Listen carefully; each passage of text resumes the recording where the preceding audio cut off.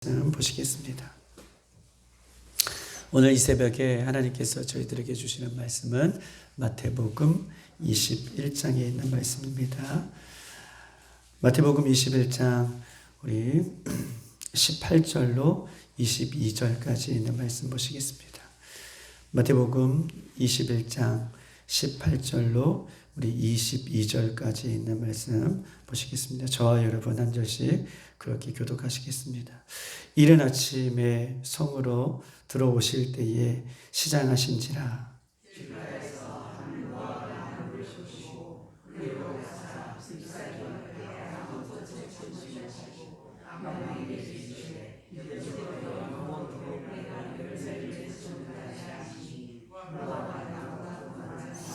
제자들이 보고 이상히 여겨 이르되 무화과 나무가 어찌하여 곧 말랐나이까.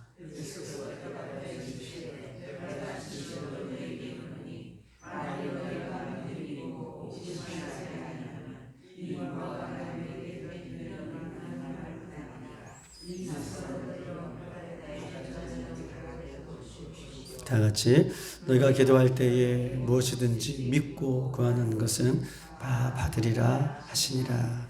아멘. 너희가 기도할 때에 무엇이든지 믿고 구하는 것은 다 받으리라 하시니라. 믿음의 기도를 하나님께서 들어주실 줄 믿습니다. 우리는 이 고난주간 특별히 예수님께서 이 한 주간 십자가를 지시기 위해 또한 부활의 영광을 또 보시기 위해 이 고난주간 또 십자가를 지시기 위해 예루살렘에 올라가셔 또 예수님의 행적의 이 한 주간을 우리가 살펴보면서 우리가 이 한 주간을 지낼 것입니다. 특별히 우리의 매 순간은 예수님의 고난에 참여하는 것이고 우리의 매 순간의 삶은 예수님의 부활의 영광을 우리가 바라보는 것입니다. 특별히 예수님께서 이 한 주간의 이 삶 또한 행적들을 따라가면서 우리 또한 예수님 안에 온전히 거할 수 있는 이 특별한, 어떻게 보면 특별하지 않지만 또 특별하게 마음을 가지고 이 새벽을 우리가 깨울 수 있는 이 시간들이 되기를 주님의 이름으로 축복합니다. 예수님께서는 어저께 우리가 종료주일을 맞이하여서 예루살렘으로 입성을 하셨어요. 예루살렘으로 입성을 하시고 오늘 본문의 배경은 허기가 지셨다라고 얘기해요. 그래서 허기가 지셔서 눈앞에 보이는 이 무화과 한 나무를 예수님께서는 입성하시고 난 그 다음에 오늘 행적을 지금 따라가는 거예요. 허기 지신 예수님께서 무화과 나무를 보시고 무화과 나무의 열매를 먹으려고 가셨는데 그런데 나무에 잎사귀가 무성하고 오늘 본문에 19절에 보니까 길가에 한 무화과 나무를 보시고 그리로 가서 잎사귀 밖에 아무것도 찾지 못하시니 예수님께서 시장하여 그 허기를 달래시려고 무화과 나무를 찾아가셨는데 그 나무에는 열매는 없고 잎사귀가 19절에 무성하더라 라고 예수님께서는 말씀하셔 주셨어요. 그리고 그 열매가 없는 무화과 나무를 저주하셨고 그 무화과 나무가 말랐더라 라고 하는 이 내용이 이 전체적인 내용의 요지라고 얘기할 수 있는 것입니다.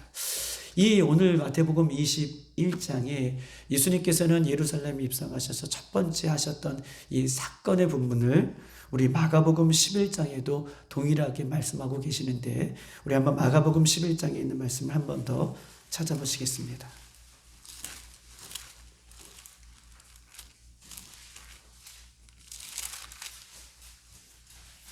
12절 우리 14절까지 한 목소리로 다 같이 한번 읽어보겠습니다. 우리 마가복음 11장 12절로 14절까지 시작. 이튿날 그들이 베다니에서 나왔을 때에 예수께서 시장하신지라 멀리서 잎사귀 있는 한 무화과 나무를 보시고 혹 그 나무에 무엇이 있을까 하여 가셨더니 가서 보았즉 잎사귀 위에 아무것도 없더라. 이는 무화과의 때가 아님이니라. 예수께서 나무에게 말씀하여 이르시되 이제부터 영원토록 사람이 내게서 열매를 따 먹지 못하리라 하시니 제자들이 이를 따라. 아멘. 오늘 13절에 보니까 무화과 나무에 열매가 없는 이유는 무화과 나무에 열매가 맺을 때가 아님이라. 오늘 본문에 이렇게 써 있습니다. 아무것도 없더라 13절 이는 무화과의 때가 아님이라. 예수님은 하나님이시죠. 그럼에도 불구하고 예수님은 33년을 이 땅에 살면서 수많은 무화과 나무의 열매들을 또한 보셨을 거예요. 그리고 무화과 나무의 열매가 언제 맺혀지는지를 예수님께서 아십니다. 예수님께서는 어저께 우리가 예루살렘에 입성할 당시에 그 당시에는 6월절 기간이고 6월절을 지키기 위한 기간은 4월이에요. 그런데 오늘 본문에 이 무화과의 열매를 따는 시기는 최초한 빨리 익어도 여름가을이니까 6월달 정도를 우리가 예상할 수 있고 6월달 정도의 무화과 나무의 열매를 볼 수 있는 것이죠. 6월달, 4월달. 그런데 열매를 맺는 시기는 6월달. 당연히 열매를 거둘 수 없음에도 불구하고 예수님은 잎만 무성한 그 무화과를 보시면서 저주하시고 열매를 따먹지 못할 것이다 라고 이야기하셨고, 또한 마태복음 21장에는 그 무화과 나무가 마른지라 라고 이렇게 말씀하셨습니다. 예수님께서 이렇게 잎만 무성한 무화과 나무를 저주하시는 이유는 무엇일까요? 우리 한번 마태복음 다시 21장에 있는 말씀을 한번 들어가 보겠습니다. 마태복음 21장 오늘 12절에서 13절은 우리가 잘 알고 있는 말씀이에요. 우리 한번 12절 13절 다 같이 한번 읽어볼까요? 시작. 예수께서 성전에 들어가사 성전 안에서 매매하는 모든 사람들 내쫓으시며 돈 바꾸는 사람들의 상과 비둘기 파는 사람들의 의자를 둘러 엎으시고 그들에게 이르시되 기록된 바 네 집은 기도하는 집이라 일컬음을 받으리라 하였거늘 너희는 강도의 소굴을 만드는도다 하시니라. 아멘. 예수님께서는 6월절 예루살렘으로 올라가셨습니다. 그런데 이미 6월절을 지키기 위해서 유대인들은 이 예루살렘에 너무나 많이 찾아왔어요. 이미 6월절을 지키기 위해서 많은 유대인들이, 이스라엘 백성들이 6월절을 지키기 위해서 예루살렘으로 왔습니다. 그런데 우리가 작년에 오늘 이 예수님의 행적을 따라가면서 이 본문을 봤는데, 이 본문에 보니까 이미 6월절을 지키기 위해서 온 사람들이 우리가 잘 알고 있듯이 세상에서 가져 나온 돈, 세상에서 쓰는 돈, 그 당시에 로마가 사용하는 그 돈으로는 성전에 들어가서 그 예물로, 제물로 하나님 앞에 드릴 수 없어요. 그것은 세상적인 돈이기 때문에. 그래서 성전 안에서 사용하는 돈은 어떤 돈이냐? 거룩한 돈으로 성전 화폐로 바꿔야 하기 때문에 세상의 돈을 가져와서 성전 안에 돈을 성전 안에서 사용하는 성전 화폐로 바꾸는 매매소가 생긴 거예요. 얼마나 한번 생각해 보십시다.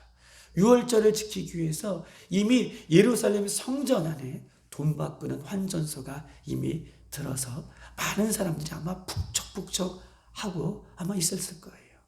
그러면서 뭐라고 오늘 본문을 우리가 예상해서 있을 때 보면 오늘 이 12절에 보면 그런 사람들, 매매하는 사람들 내쫓으시고 또 비둘기 파는 사람의 의자를 둘러보셨다라고 얘기하고 있어요.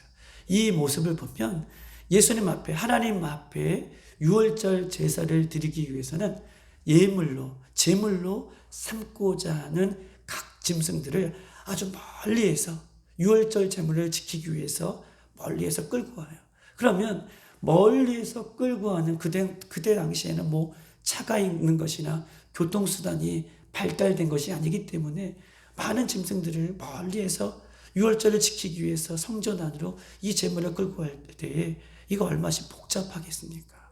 그리고 흠이 없는 제물을 드려야 되는데 흠이 없는 제물이 아니라 끌고 오면서 제물이 병이 들고 짐승이 병이 들고 또 여러 가지 다치기도 하고 이런 사항들이 발생이 되니 이래서는 안 되지만 성전 안에서 돈만 주면 어떻게 해요? 얼마든지 제사를 드린 재물을 그 안에서 살 수 있는 이런 많은 것들이 생겼어요. 그래서 예수님은요, 화를 내시면서 우리가 보진 않았지만 공관복음에서는 채찍을 만들어서 상을 뒤엎고 매매하는 사람들을 다 내쫓으시며 예수님께서는 의분을 내시는 장면을 오늘 예루살렘에 올라오셔서 예수님께서 첫 번째 하시는 이 말씀을 우리가 보고 있는 것이죠.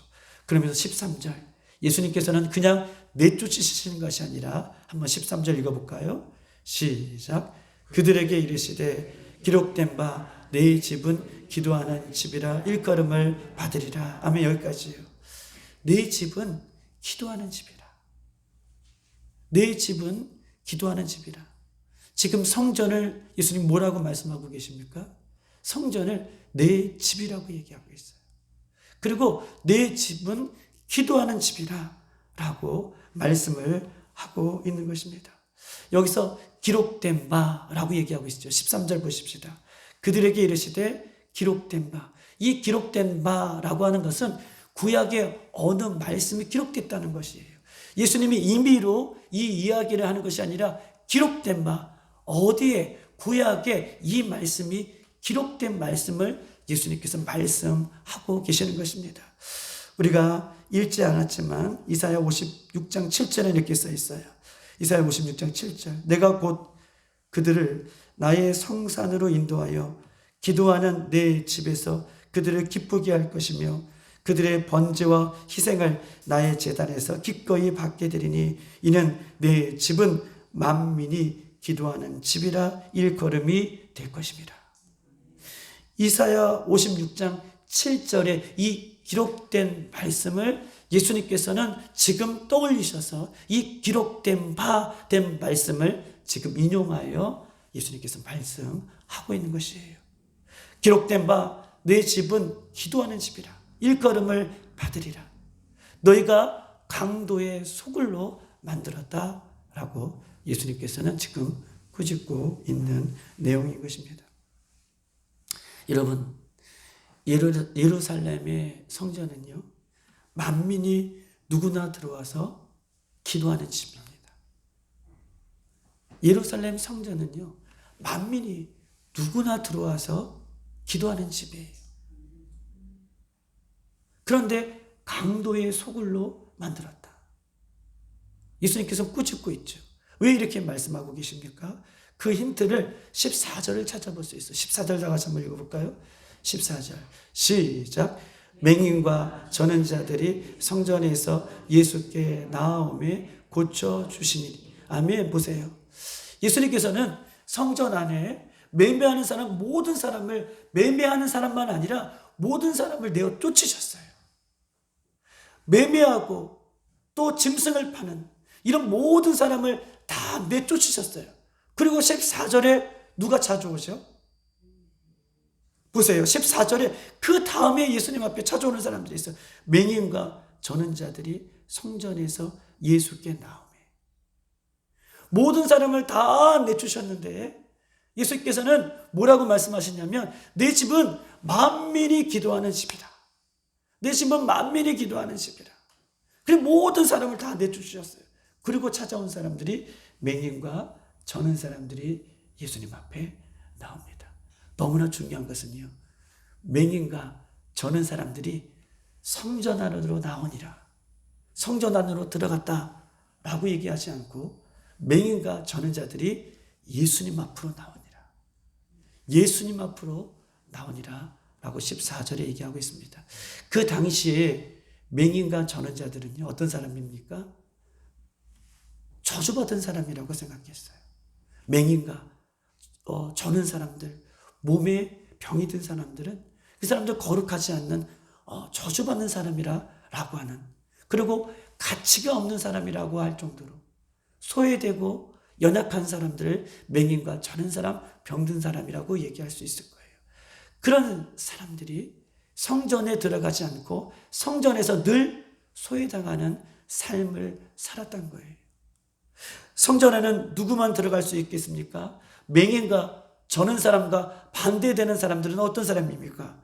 바리새인, 서기관, 대제사장 종교인들, 맹인과 저는 사람들과 병든 사람, 성전에서 들어가서 기도하지 못하는 사람들과 대조되는 사람들은 바리새인들과 서기관들과 종교인들과 이런 사람들이 맹인과 저는 사람들과 병든 사람들과 대조적인 사람인 것임을 성경은 오늘 예수님은 이 말씀 속에 우리에게 지금 하고 싶은 것입니다.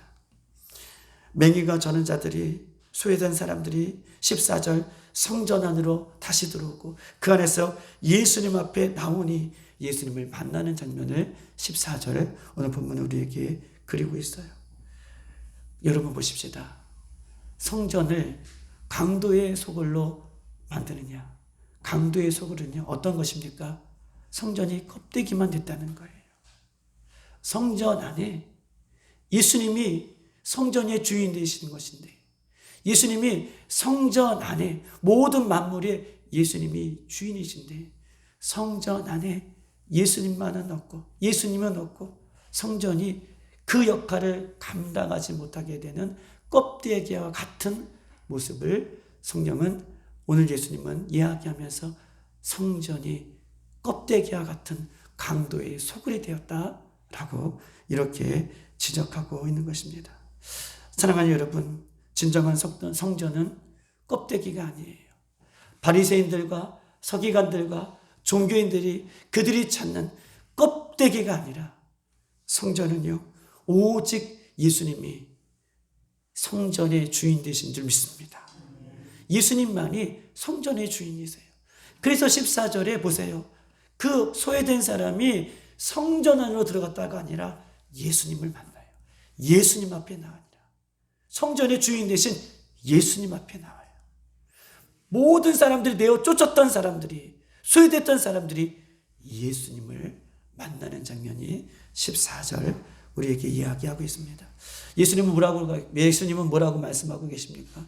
껍데기 같은 성전을 너희들이 헐라. 내가 3일 만에 성전을 다시 짓겠다. 예수님 자신을 이야기하고 있는 것이죠. 성전을 헐라. 그러면 내가 성전을 3일 만에 다시 짓겠다. 예수님께서 죽으시고 예수님의 부활을 3일 만에 부활하신 그 예수님을 말씀하고 있는 것입니다. 그러므로 어느 유명한 교회, 어느 유명한 목사님, 몇천 명이 되는 교회 이런 것을 자랑하는 것이 아니라 우리는 성전 대신 예수님을 만나야 되는 것이고 성전 대신 예수님을 의지해야 되는 것이고 성전 대신 예수님 안에 우리가 온전히 거하는 정말 껍데기 같은 신앙이 아니라 정말 살아있는 믿음으로 예수님을 만나는 저와 여러분이 되시기를 주님의 이름으로 축복합니다. 이것을 오늘 본문은 예수님께서는 이야기하고 있는 거예요. 잎만 무성한 무화과나무. 열매가 있을 것 같은 잎만 무성한 껍데기와 같은 종교인이 아니라 정말 열매를 맺는 그런 삶을 살아가기 위해서 오늘 이 전체의 내용을 예수님께서는 우리에게 말씀하고 있는 것입니다. 무화과 나무는요, 잎이 무성하여서 열매가 풍성한 것처럼 보였지만 결국은 열매 없는 바리새인들과 서기관들과 종교인들에 대한 예수님의 지적을 이야기하고 있는 것입니다. 그러면서 19절 그들을 향해서 예수님은 저주하셨죠. 예수님은 예루살렘에 입성하시는 첫날 무화과 나무를 저주하셨어요. 또한 성전에 올라가셔서 성전을 깨끗게 하셨습니다. 겉모습이 아니라 성전 안을 깨끗게 하셨어요. 성전 안을 뒤엎으셨어요. 그리고 성전의 주인 되신 예수님이 온전히 성전 안에서 선포하시는 장면이 오늘 본문의 장면인 것입니다. 성경은요, 수백 년 동안 수많은 예언의 말씀을 하셨습니다. 근데 그 예언의 말씀이 단 한 번도 어긋남 없이 다 이루어졌어요. 마지막 예언은 무엇입니까? 마지막 예언은 예수님 다시 오실 때예요. 예수님 다시 오신다는 예언이에요. 그리고 마지막 때 심판이 있을 것이다. 이 예언만 남아 있습니다. 마지막 때 예수님 뭐라고 말씀하고 계십니까? 알곡은, 열매는 곳간에 들이지만 쭉정이는요 꺼지지 않는 지옥불에 던질 것이다 라고 성경은 우리에게 분명하게 말씀을 하고 있는 것입니다. 사랑하는 성도 여러분, 예수님께서는요 그냥 십자가를 지시기 위해 올라가신 분이 아니에요. 예수님은요 우리가 어저께도 봤듯이 연약하고 어려운, 죽을 수밖에 없는, 혹은 사람의 모습으로, 사람의 힘으로 감당할 수 없는 수많은 사람들을 만나주시고 그들을 회복하시면서 예루살렘 성으로 올라가시고 십자가를 짊어지시고 올라가시는 예수님을 그리고 있는 것입니다. 무화과 나무같이 잎만 무성하고 열매가 없는 신앙은 우리의 모습은 아닌가? 우리가 예수님을 날마다 만나고 예수님 안에, 십자가 안에 예수님이 우리 인생의 주인되어 살아가야 됨에도 불구하고 우리는 무화과 나무처럼 때로는 잎만 무성한 열매 없는 신앙은 아닌가? 결국 이런 신앙은 예수님의 최후 심판대 앞에 설 것임을 성경은 우리에게 말하고 있는 것이죠. 두 번째 무엇입니까? 참된 열매를 맺기 위해서는요, 내 안에 더러운 성전들, 내 안에 성전이 더러워진 것들, 내 안에 불순물 같은, 내 안에 예수님 기뻐하지 않는 죄악의 모습들을 회개해낼 수 있는 이 새벽이 되기를 주님의 이름으로 축복합니다. 디모데후서 3장은 이렇게 써있어요. 말세에 고통할 때가 이르렀을 때에 사람들이 이런다. 말세에 고통할 때가 이를 때에 사람들은 이런 증상이 나타날 것이다 라고 디모데후서는 이야기하는데, 사람들은요 자기를 사랑하며 돈을 사랑하고 자랑하며 교만하며 비방하며 부모를 거역하며 감사하지 아니하며 거룩하지 아니하며 무정하며 원통함을 풀지 아니하며 쾌락 사랑하기를 하나님 사랑하는 것보다 더 사랑하며 경건의 모양은 있으나 경건의 능력을 부인하니, 말세 때는 이런 사람들이 나타날 것이다 라고 이야기하고 있습니다. 이 말세에 나타나는 증상들 중에 오늘 성전된 우리가 내 안에 이런 것들이 없는지 쏟아내는 것이 은혜이고, 회개할 수 있는 것이 은혜이고, 다시 새로워지는 것이 은혜인 것임을 여러분 이 새벽에 고백하며 나아가십시다. 마지막으로는요, 내가 예수님 앞으로 나가 다시 기도하는 집을 다시 세워야겠습니다. 할렐루야. 내가 다시 예수님 앞으로 나가 잃어버렸던 기도의 집을 회복하는 거예요. 무너졌던 나의 기도의 집을 회복하는 이 새벽이 되기를 주님의 이름으로 축복합니다. 다시 성령의 집, 다시 말씀의 집, 다시 기도의 집이 회복되어서 예수님 앞으로 한 걸음 더 나가 예수님 안에 승리하는 저와 여러분이 되기를 주님의 이름으로 축복합니다. 이 시간 다 같이 한번 기도하도록 하겠습니다. 예수님께서는 예루살렘으로 입성하셔서 또한 십자가를 지시기까지 첫 번째 우리에게 보여주셨던 사건은 잎만 무성한 서기관들, 바리새인들, 종교인들처럼 열매 없는 껍데기와 같은 그들을 나무라 주시고, 그렇지만 그들에게 소외받았던 저는 자, 맹인, 연약한 자들은 다시 예수님 앞으로 나와 그들의 신앙이 회복되는 모습을 성경 우리에게 이야기하고 있는 것입니다. 열매가 없는 신앙을 내려놓으십시다. 성령님 이 시간에 함께하여 주셔서 잎만 무성한 성도가 되지 않게 하시고 껍데기와 같은 성도가 되지 않게 하시고 예수님을 만남으로 열매 맺는 신앙이 될 수 있도록 인도해 달라고, 내 안에 성전에 강도의 소굴이 되었던 말세에 나타났던 죄악들이 있다면 이 시간에 예수님 십자가에 철저하게 회개하며 십자가의 은혜가 부어질 수 있도록 인도해 달라고, 하나님 내 안에 기도의 집이 세워지게 하여 주시옵소서. 말씀의 집이 세워지게 하여 주시옵소서. 성령의 집이 다시 회복되어질 수 있도록 인도해 달라고, 이것이 회복되는 것이 예수님께서 6월절 십자가를 지신 그 은혜의 첫걸음인 것을 기억하시고 이 시간 우리 주여 3번 부르시고 간절히 한번 기도하도록 하겠습니다.